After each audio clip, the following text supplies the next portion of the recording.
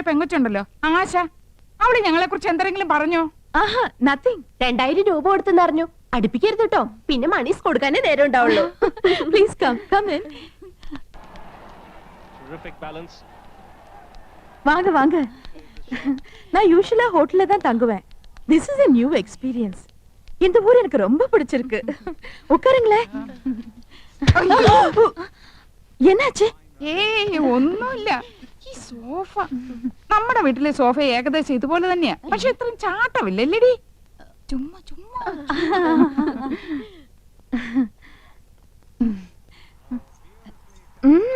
Ornaments நிறைய இருக்கே. ഈ മാല ലേറ്റസ്റ്റ് ഫാഷനാ. 5 പവനുണ്ട്. അച്ഛൻ വാങ്ങി തന്ന. Very good. ഈ കാശുമാല 7 പവനുണ്ട്. തൃശ്ശൂർന്ന് വാങ്ങിച്ചോണ്ടത്. എല്ലാം കൂടെ 30 പവനാ. ഏറ്റവും കൂടുതൽ സ്വർണ്ണമുള്ളത് എനിക്കാ. அப்படியா? ഇതെന്തൊരു കുപ്പിവള? எனக்கு அதுதான் பிடிக்கும். നല്ല മാല, വൈരം തന്നെ. നോ, സാധാരണ മുത്തുമാല.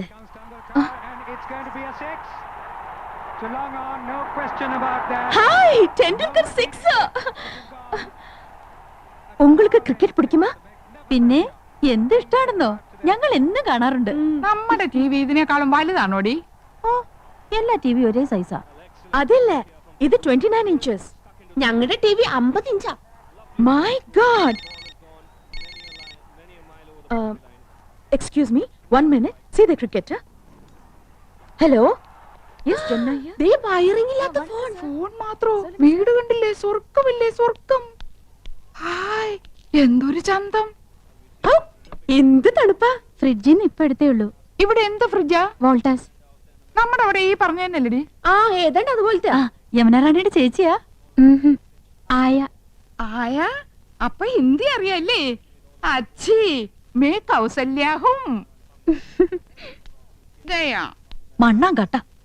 രണ്ടുപേരും മണ്ടത്തരങ്ങളൊന്നും എഴുന്നള്ളിക്കില്ലെന്ന് ഉറപ്പ് തന്നിട്ട് അങ്ങോട്ട് കൂട്ടിക്കൊണ്ട് വന്നത്. ആയാന്ന് പറഞ്ഞ ഹിന്ദി ഒന്നും അല്ല, സർവന്റിന് അർത്ഥം. ഓ, ഓർത്തിയോടെ ഓരി വലിച്ച് തിന്നരുത്. മാനേഴ്സ് കീപ്പ് ചെയ്യണം. യമുന കൂടി വന്നിട്ട് മതി. നോക്ക്, നമുക്ക് ക്രിക്കറ്റ് കളി അറിഞ്ഞൂടാന്ന് യമുന മനസ്സിലാക്കരുത്. നാണക്കേടാ. യമുന വരുന്നുണ്ട്, ക്രിക്കറ്റ് ആസ്വദിച്ചാണ്. എന്തൊരു കളി.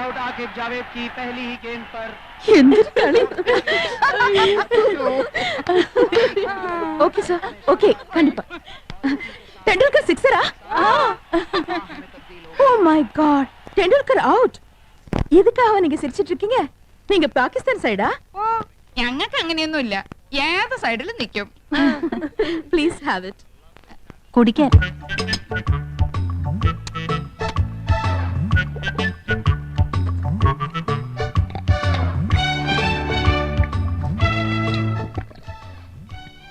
അയ്യോ, എന്ത് രുചി. ഒരു ഗ്ലാസ് കൂടെ ചോദിക്കട്ടെടി. കൊല്ലി ഞാൻ. എങ്ങനെയുണ്ടടി? എനിക്ക് കിട്ടണില്ല.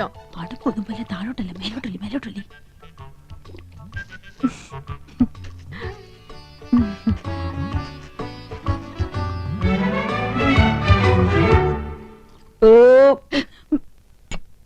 സ്കൂളിൽ പഠിക്കുമ്പോ ഡാൻസിനും പാട്ടിനും ഒക്കെ ഞാൻ മിടുക്കിയായിരുന്നു. സമൂഹ ഗാനം വരെ ഞാൻ ഒറ്റയ്ക്ക് പാടിയിട്ടുണ്ട്. Oh, I see. Yes, I am in the sea. അന്ന് എന്നെ സിനിമയിൽ അഭിനയിക്കാൻ വിളിച്ചതാ. അന്ന് ഇതുപോലെ തടിയൊന്നും ഇല്ലായിരുന്നു. സീലിംഗ് ബ്യൂട്ടി എന്നാ അന്ന് എന്നെ എല്ലാരും വിളിച്ചിരുന്നത്. സ്ലിം ബ്യൂട്ടി എന്നാ ഉദ്ദേശിച്ചത്. പക്ഷെ അച്ഛനും അമ്മയും വിട്ടില്ല. അന്നേ സിനിമയിൽ പോയിരുന്നെങ്കിൽ ഇന്ന് എന്താകുമായിരുന്നു. പോകാമ ഇരുന്നത് ரொம்ப நல்லது. നല്ലൊരു ഫാമിലി ലൈഫ് കടിച്ചിരിക്കില്ല, അതുதான் വേണം. ഒരു സിനിമയിൽ കളിച്ചാ എത്ര രൂപ കിട്ടും? 10 ലക്ഷം വരെ കിട്ടുമെന്നാ നാട്ടുകാര് പറയണേ. அப்படிலாம் ஒண்ணும் இல்ல. ஓகே, உங்களை எல்லாரையும் எனக்கு ரொம்ப பிடிச்சு போச்சு. I like you all very much. ஒரு நாளைக்கு நான் உங்க வீட்டுக்கு வரேன். അയ്യോ, അവര് നമ്മുടെ വീട്ടിലേക്ക് വരുന്നു. ടിവിയും ഫ്രിഡ്ജും കൊന്നും കുറച്ചൊക്കെ ഉണ്ടെന്ന് വെച്ച് കാച്ചില്ലേ. ഇനിയിപ്പോ എന്താ ചെയ്യും? என்ன வரக்கூடாதா? അയ്യോ, വരണം, തീർച്ചയായും വരണം. എപ്പോഴാ വരുന്നേ? Next Sunday fight scene. I be free. Sunday വരെ. തീർച്ചയായും വരുവോ? ഷുവർലി.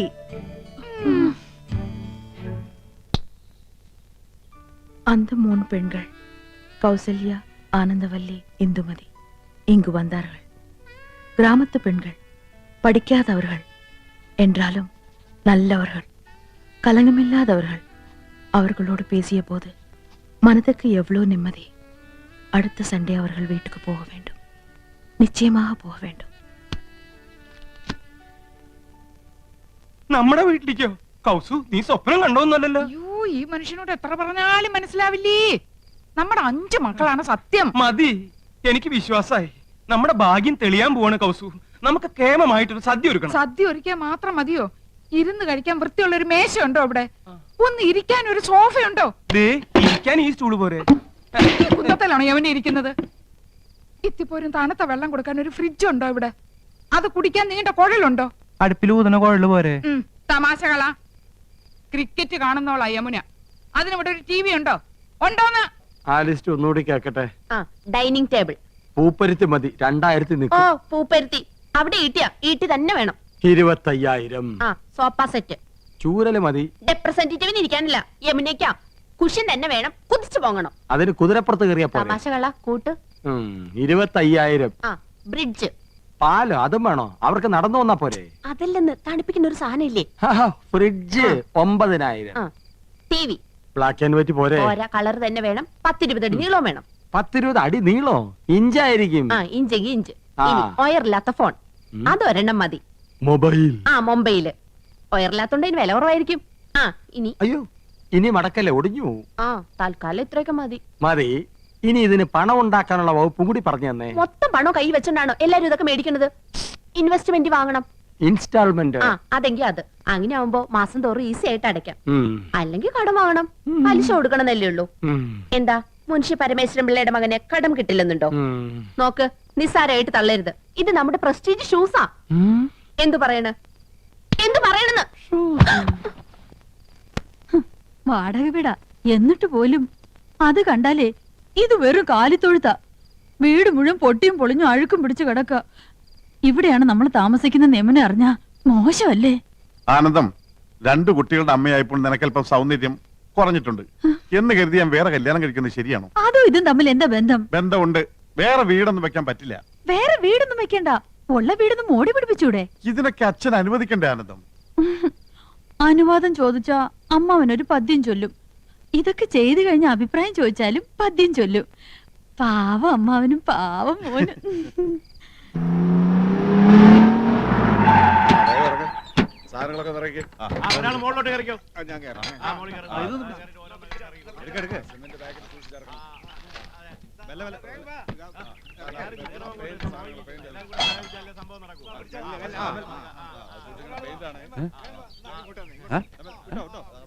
വഴിന്നൊന്ന് മാറിന്നൂടെ? ചന്ദ്രു, ചന്ദ്രു,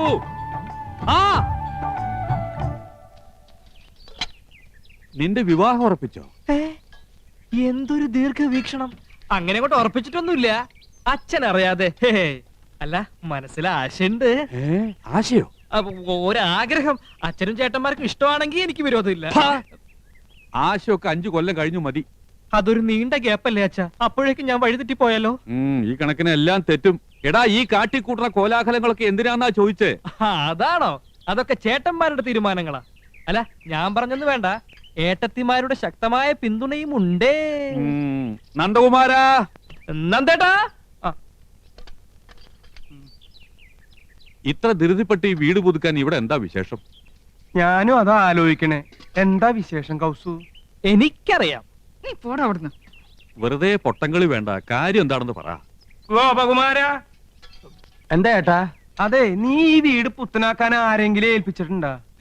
വെറുതെ എന്തിനാ ചേട്ടാ, നിങ്ങൾ 3 പേരും ചേർന്നല്ലെല്ലാം തീരുമാനിച്ചത്. ഇനി വേറെ പലതും തീരുമാനിച്ചു വെച്ചിട്ടുണ്ടല്ലോ. മൂത്തോര് സംസാരിക്കുന്നിടത്ത് എനക്കെന്താടാ കാര്യം? അച്ഛന് കാര്യം പറഞ്ഞാൽ മനസ്സിലാവുമല്ലോ. അച്ഛാ, നമ്മുടെ നാട്ടിൽ കുണ്ടും കുഴിയും നിറഞ്ഞ റോഡുകൾ യുദ്ധകാലാടിസ്ഥാനത്തിൽ നന്നാക്കുന്ന എപ്പോഴാ? പ്രധാനമന്ത്രിയോ പ്രസിഡന്റോ വരുമ്പോഴാണല്ലോ. അതുപോലെ ഒരു വിശിഷ്ടാതിഥി നമ്മുടെ വീട്ടിൽ വരുമ്പോ. അങ്ങനെ ഏത് വിശിഷ്ടാതിഥിയാടാ നമ്മുടെ വീട്ടിലേക്ക് വരണത്? അതെ, അച്ഛൻ ഇതുവരെ അറിഞ്ഞില്ലേ? നിങ്ങൾ അച്ഛനോട് പറഞ്ഞില്ലേ? ഛേ, മോശമായി പോയി. അച്ഛാ, നമ്മുടെ വീട്ടിൽ യമുനാറാണി വരുന്നു. Superstar Yamunarani. വേറെ എത്രയോ വീടുകളുണ്ട്. യമനിക്ക് പോകാൻ തോന്നിയില്ലല്ലോ. മുൻഷി പരമേശ്വരൻ പിള്ളയുടെ ഒരു വെയിറ്റ്. യമുന റാണി അറിയപ്പെടുന്ന കലാകാരി നമ്മുടെ വീട്ടിൽ വരുന്നത് നല്ല കാര്യം തന്നെ. പക്ഷേ നമ്മൾ ഇപ്പൊ താമസിക്കുന്ന വീട്ടിലേക്ക് യമുന വരില്ല എന്നുണ്ടോ?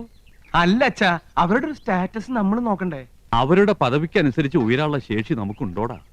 നമുക്കൊരു അഭിമാനമുണ്ട്. അച്ഛന് പറഞ്ഞാ മനസ്സിലാവില്ല. അതേടാ, എനിക്കൊന്നും മനസ്സിലാവില്ല. മനസ്സിലായിക്കോളും. പക്ഷേ ഒന്നെനിക്കിപ്പോ പറയാനുണ്ട്. ഇത് അഭിമാനമല്ല, ദുരഭിമാനമാണ്. ദുരഭിമാനം ആദ്യം ഒരു വിരുന്നുകാരനെ പോലെ നമ്മുടെ മനസ്സിലേക്ക് കടന്നു വരും. ക്രമേണ അത് നമ്മെ നയിക്കാനും ഭരിക്കാനും തുടങ്ങും. ഒടുവിൽ ആധിപത്യം സ്ഥാപിക്കും. നിങ്ങളുടെ ആഗ്രഹം തന്നെ നടക്കട്ടെ. കുട്ടിയോളെ, നമുക്കെന്തെങ്കിലും പഠിക്കാം. അച്ഛനിപ്പോ പഴഞ്ചൊല്ലൊന്നും പറഞ്ഞില്ലല്ലോ. മറന്നുപോയതാവും. എന്നാ ഞാൻ പറയാം. തെളിക്കുന്ന വഴി പോയില്ലെങ്കിൽ പോകുന്ന വഴി തെളിക്കുക. വഴി തെളിക്കാൻ വന്നിരിക്കും.